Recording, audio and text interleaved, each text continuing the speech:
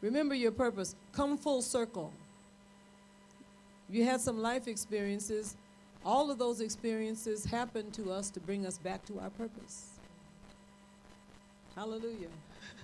What is your purpose? Come full circle to your purpose. Because that's the thing you were born to do. And finally, it's time to plant some seeds of healing and wholeness. Right?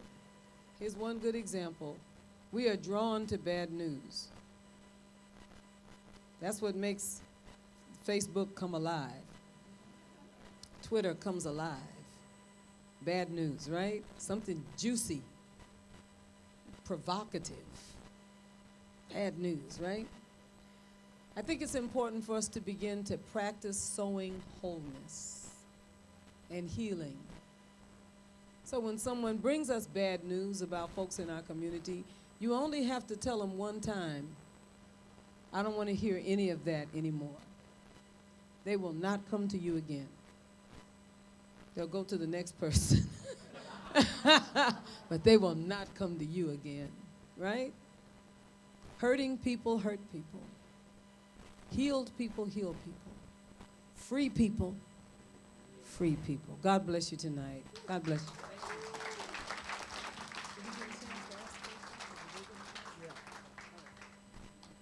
All right, take a deep breath. I know that was a lot to receive, a lot to take in. What resonates for you? Do you have any questions about anything that you have seen or heard? Any feedback, any pushback? Anything that doesn't feel like it quite fits your situation? Just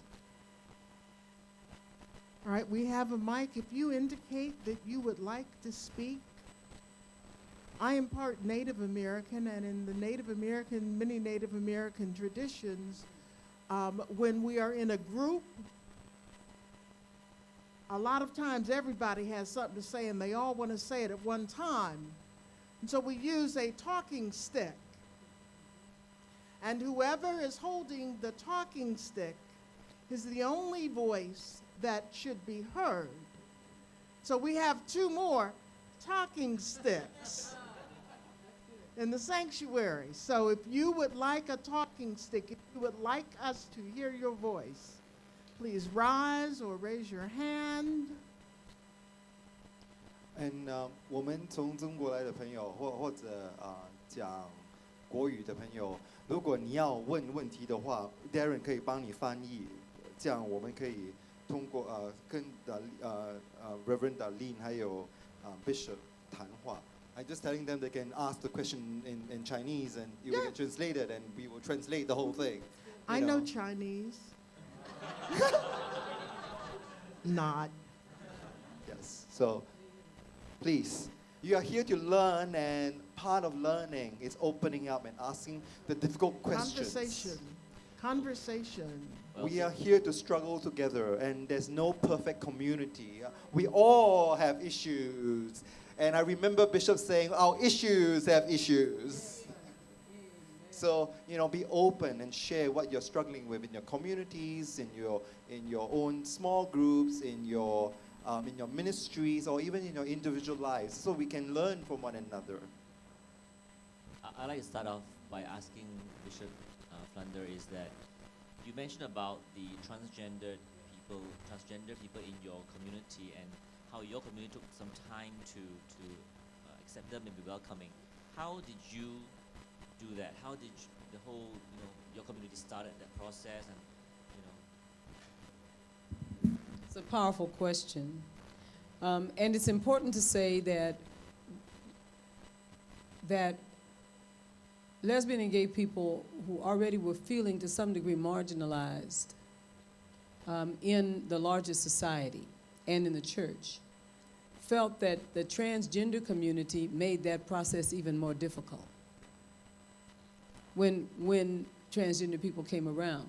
So we had to educate ourselves about the importance of the diverse ways in which gender expression happens in the world. And it was very important.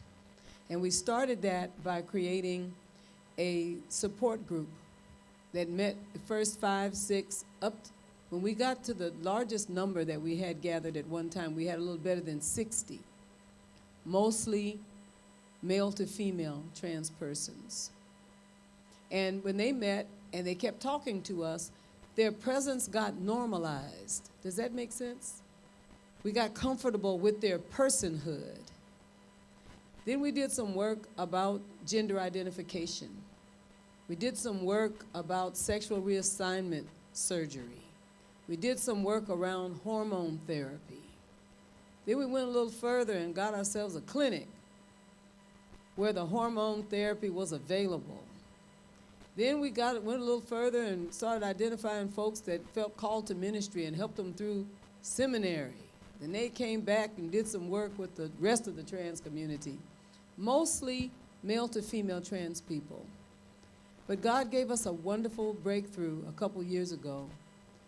Our female to male trans people, who really followed from afar off for a long time, suddenly decided that they wanted to come together and create a network. So male to female trans people are not female to male trans people. And trans people are generally not homosexual. All of this was a great learning for us. So our clinic involved hormone therapy and hair removal. And when we got hormone therapy and hair removal, people come from everywhere. You understand what I'm saying? So we learned some things. And we learned some things about spirituality. We learned some things about the broadness of the love of God, the fact that God is not gender specific and is gender specific simultaneously. Okay? That all of that's okay, depending on how you see God, right? And what you need God to be for you. Our training, the easy answer is that our training about the trans community came from the trans community. Our responsibility was to make the table broad enough and big enough for trans people to come. And it started with that support group during the week, taking care of their spiritual and practical needs. That was where it began. So I hope that's helpful. Thank you. Here's another question. Please identify yourselves and where you're from so we can get to know you better too. Hi, I'm Jack from MCC in Manila, Philippines. This is my question. In our church, we come, well, aside from us having different gender identity or sexual orientation, we also came from different Hello. We also came from different religious traditions, and some of Yes. us can be very stubborn at some point. Yes. And what is your suggestion or form of intervention? Because of course, yes, we are a community and we can agree to disagree or agree to and stuff like that. What do you think is a good intervention in keeping, opening up safe spaces for that kind of Yes, yes, that's an excellent question. I imagine that it's not only in MCC that we deal with this, but that all of our churches, the people of our churches have come to us from every possible religious background and no religious background. From loving the place they came from to wanting absolutely nothing that reminds them of the place they came from. If we remember that word liturgy, the order of service, what happens when and how it happens, that word means act of the people. So especially in a new church, it is often helpful to have many conversations about what is it to be in worship?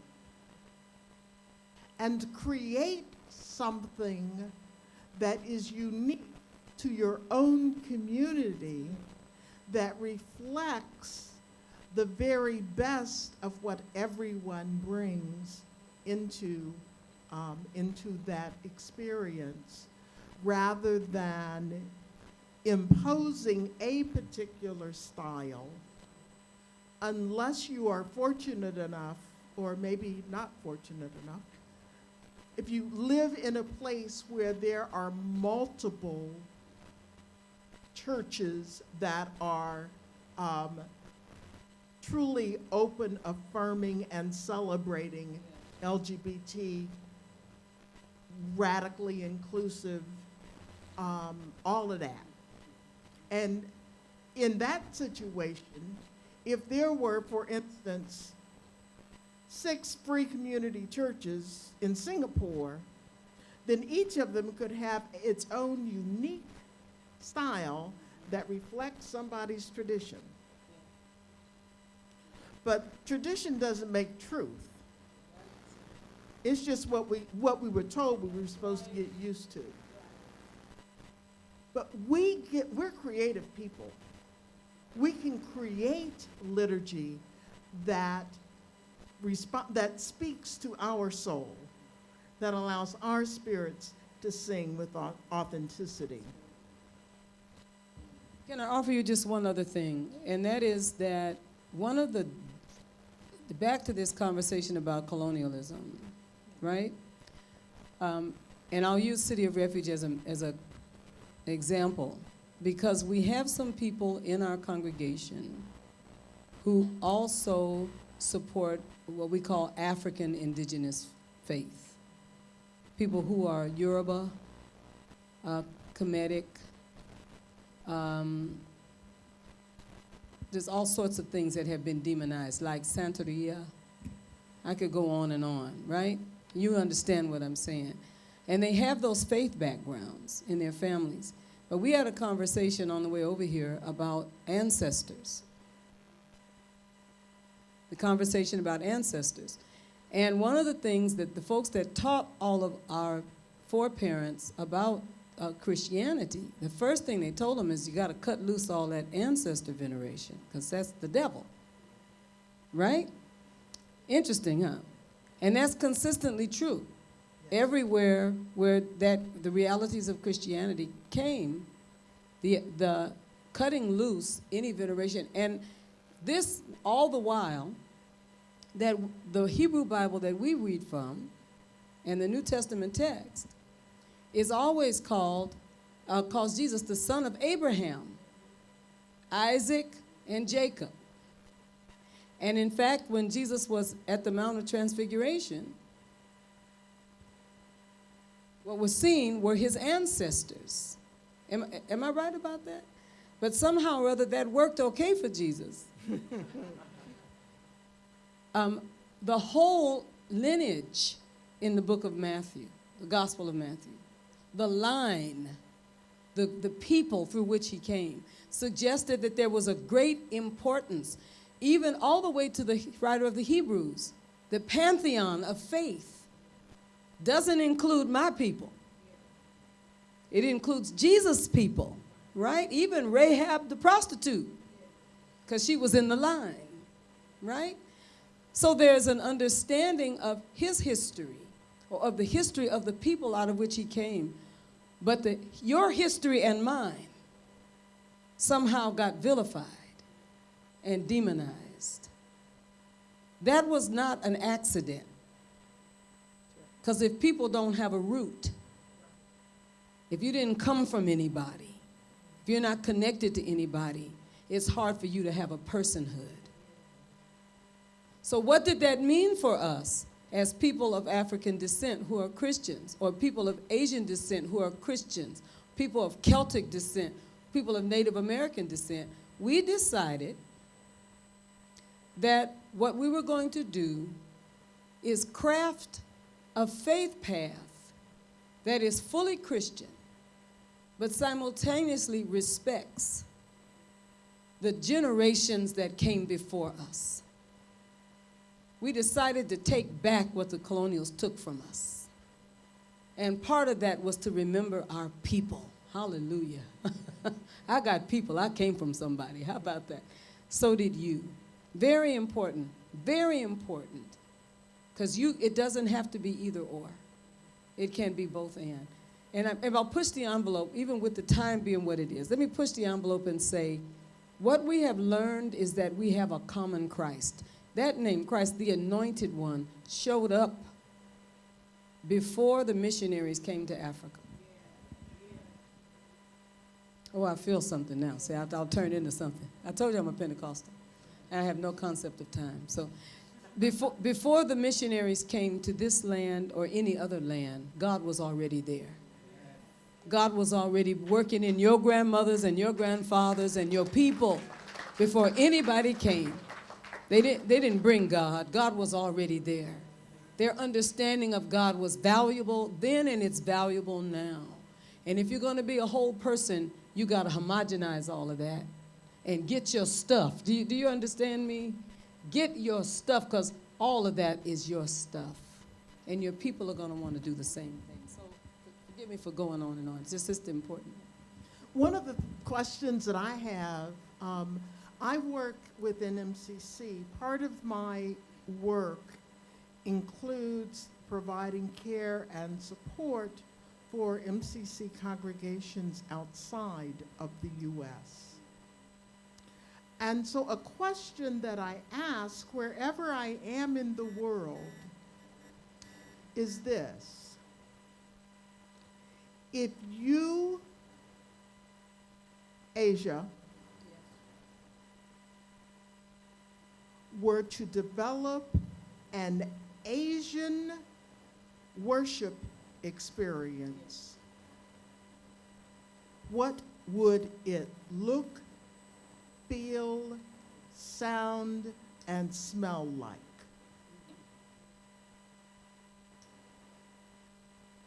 I make this up, but I bet it probably would not resemble what you are doing right now in worship.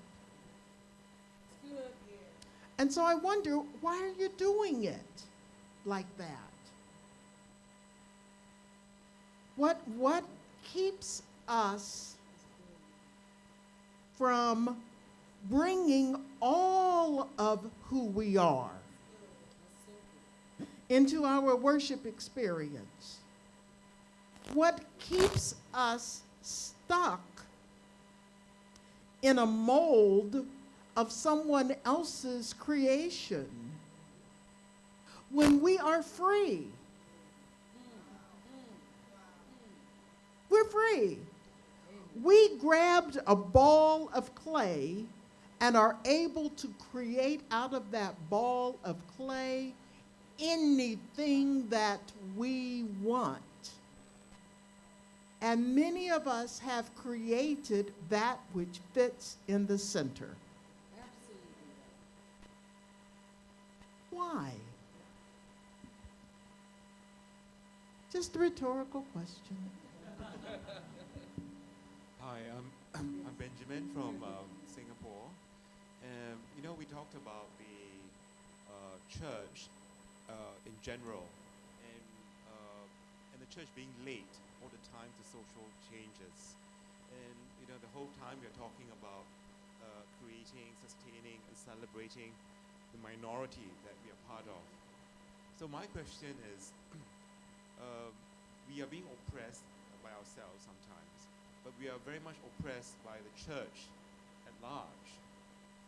So is it important for us that we have created this other small community and we are trying to grow it and celebrate it? Is it also important to try to engage the larger church? And how do we go about doing that? Because that church, rightly or wrongly, it's oppressing us, right? So how do we engage them, to become more inclusive? Is this actually important, and if it's important, how do we go about doing that? That's an excellent question, by the way. One of the things that I can simply say to you is underneath making the statements that you just beautifully lifted up, Benjamin. You cannot, in many ways, do battle with an oppressor until you are fully affirmed as who you are. And that affirmation, or the absence of that affirmation, leaves a big gap and a vulnerability for us. I have found that oftentimes people engage the church because they are seeking to be accepted by the church. And they will spend so much energy engaging the church that they are somehow not spending energy in formulating something that is a home for people on the edge or on the margins of the church. I'm not suggesting that it can't be both and. I live in a both and world where we are often doing both things simultaneously. But the truth be told, let me make it personal. I shifted from trying to change the church to trying to create something viable for people on the margins as a priority.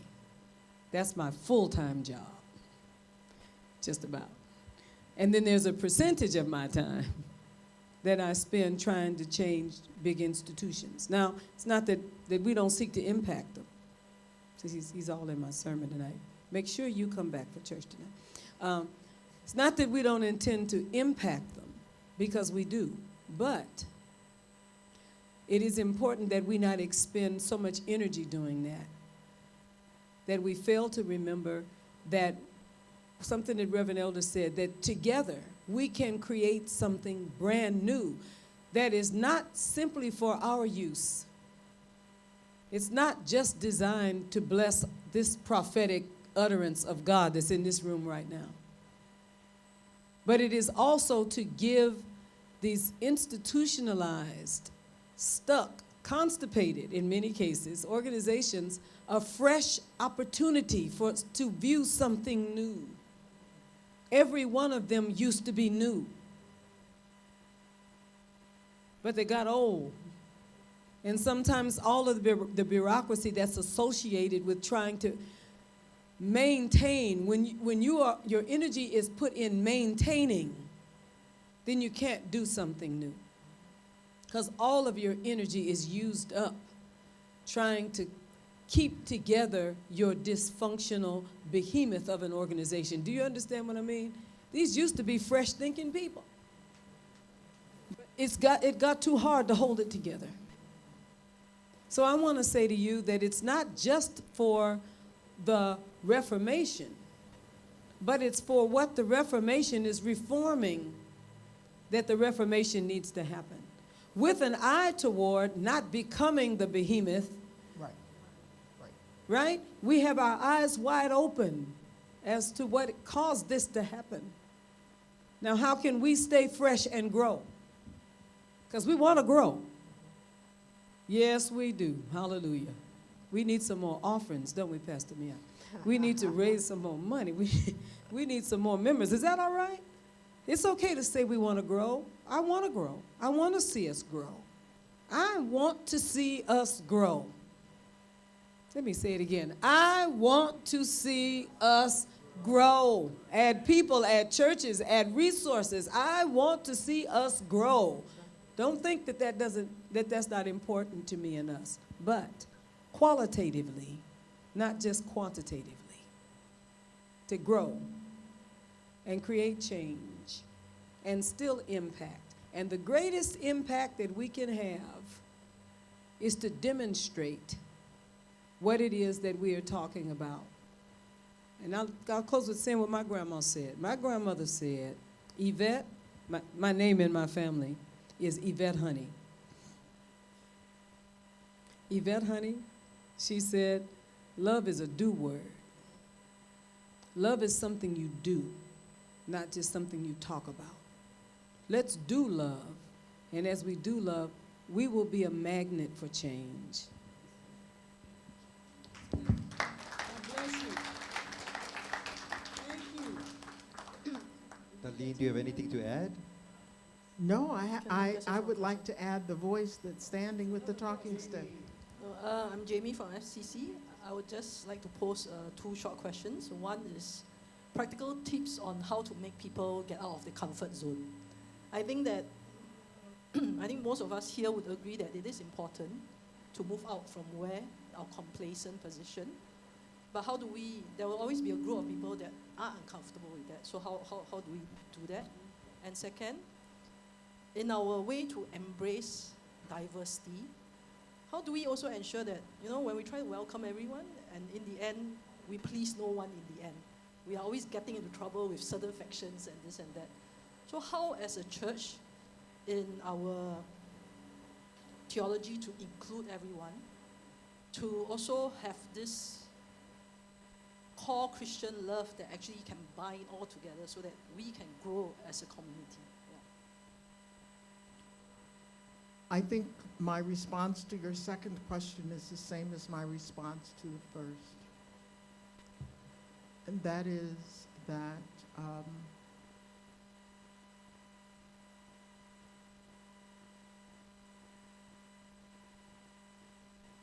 that analogy of the comfort zone presumes that there are lines of demarcation.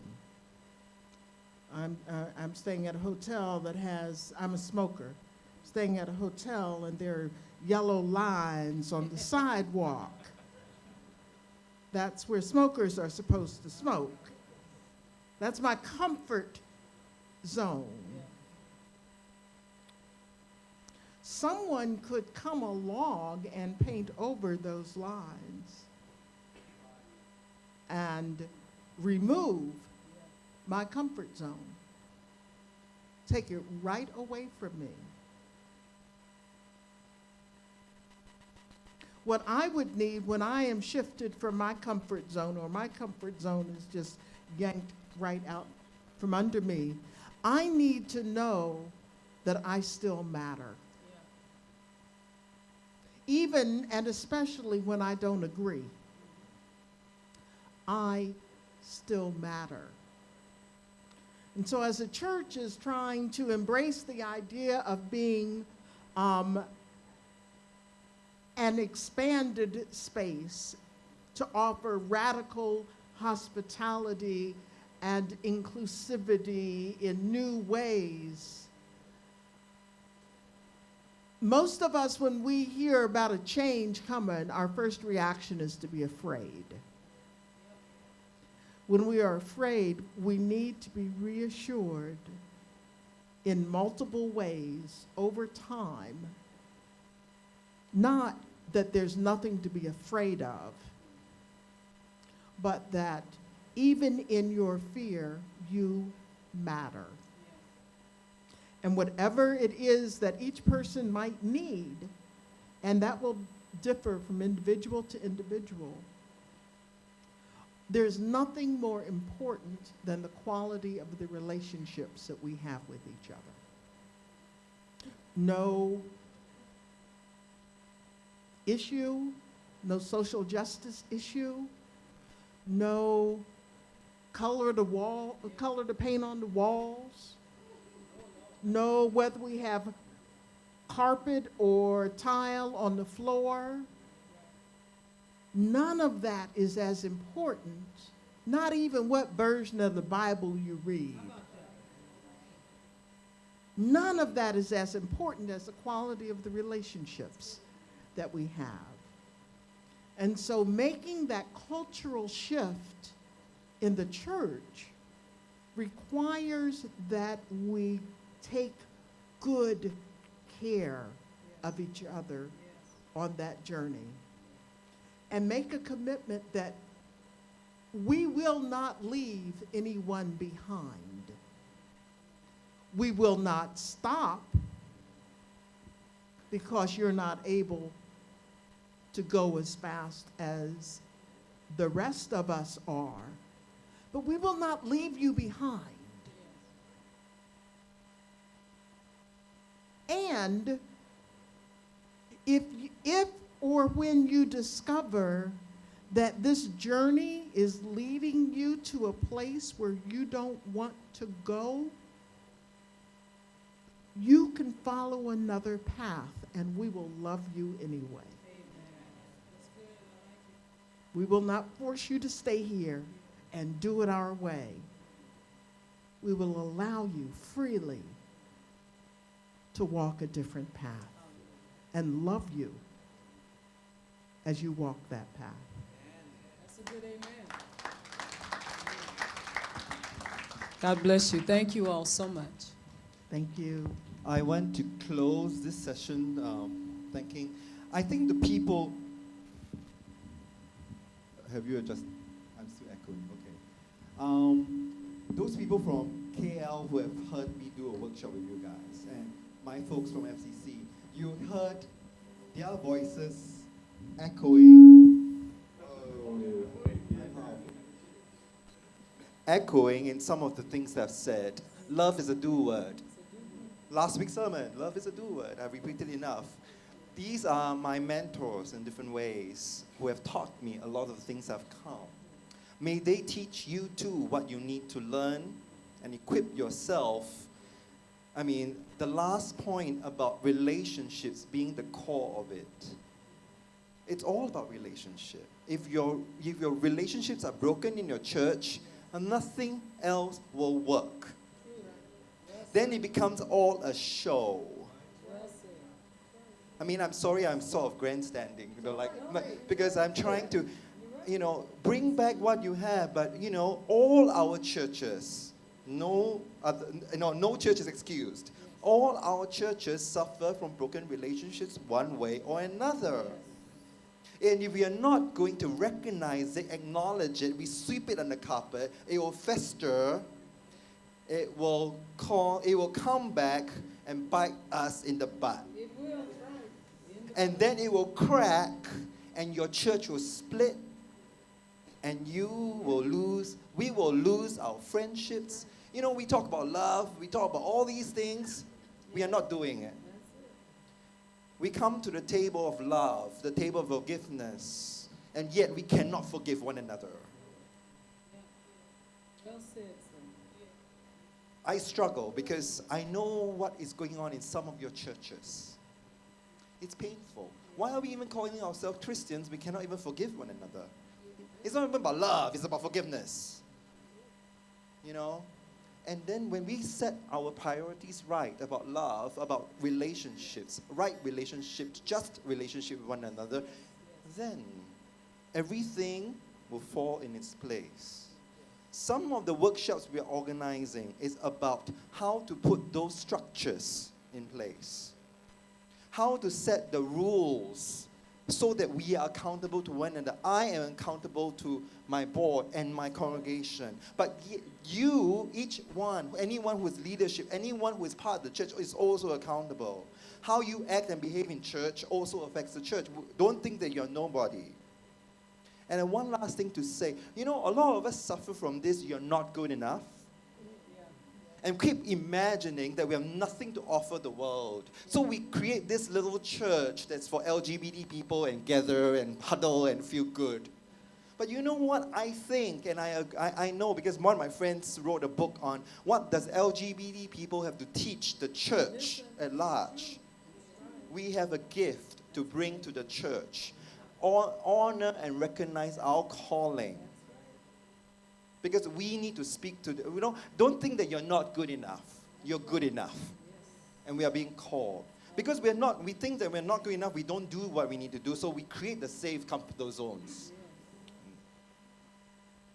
And you know who you are. Some of you, I'm looking at you. You are being called to do something more. God is using all of you. Hallelujah.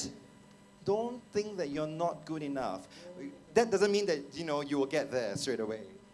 We need to be humble and realize, you know what? I'm lacking here.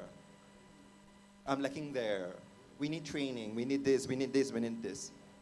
But don't think that you're not good enough. You have something to say. Ben, what you said about challenge.